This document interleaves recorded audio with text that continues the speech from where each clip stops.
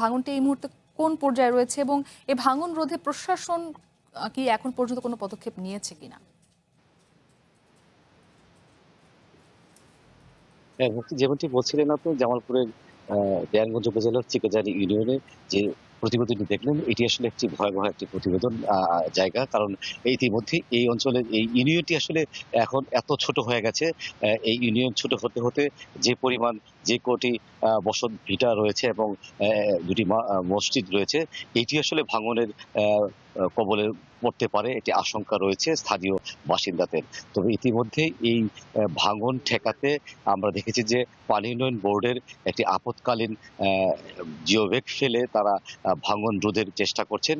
সেই সাথে আসলে স্থানীয় লোকজন যেটি শঙ্কা বড় ধরনের সমস্যার মধ্যে তারা পতিত হয়েছে সেটি হচ্ছে যে এই সড়কটি একটি পাকা সড়ক ছিল এই গ্রামকে ঘিরে, এবং এই গ্রামের একমাত্র যে পাকা সড়কটি সেটি ইউনিয়ন উপজেলার সাথে সরাসরি যোগাযোগ স্থল, একটি মাত্র যোগাযোগ স্থল ছিল। সেটি আসলে ভাঙনের কবলে পড়ে প্রায় অধিকাংশ যমুনা নদীর গর্ভে বিলীন হয়েছে। এখন শুধু একটি ব্রিজ রয়েছে। এছাড়া আসলে অ্যা অ্যা এর আগেও একটি স্কুল, প্রাইমারি স্কুল ছিল, মাদ্রাসা ছিল এবং একটি কবরস্থান ছিল। সেটি আসলে নদীগর্ভে বিলীন হয়েছে।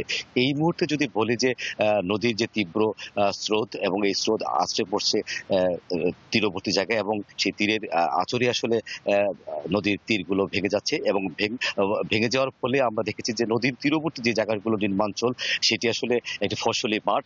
সেই আ ফসলি মাঠগুলো এখন ভেঙে, ভেঙে নদীর গর্ভে বিলীন হচ্ছে। সেই সাথে নদীর তীরবর্তী খুব নিকটতম জায়গাগুলোতে কিছু বসতবাড়ি রয়েছে। আমরা দেখেছি প্রায় ২০ থেকে ৫০ টি বসতভিটা রয়েছে।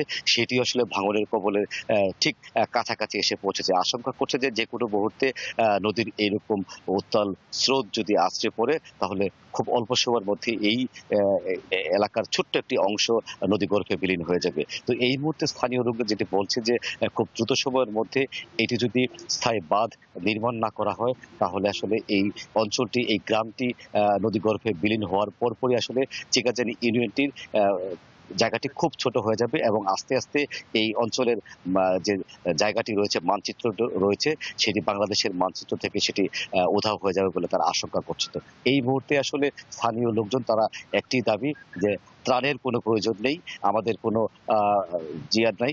তো আমরা চাই যে একটি পাকা বেড়িবাঁধ। এই ছিল জামালপুরের নদী ভাঙ্গন থেকে সর্বশেষ তথ্য। মুক্তা। তানভীর, আপনাকে ধন্যবাদ।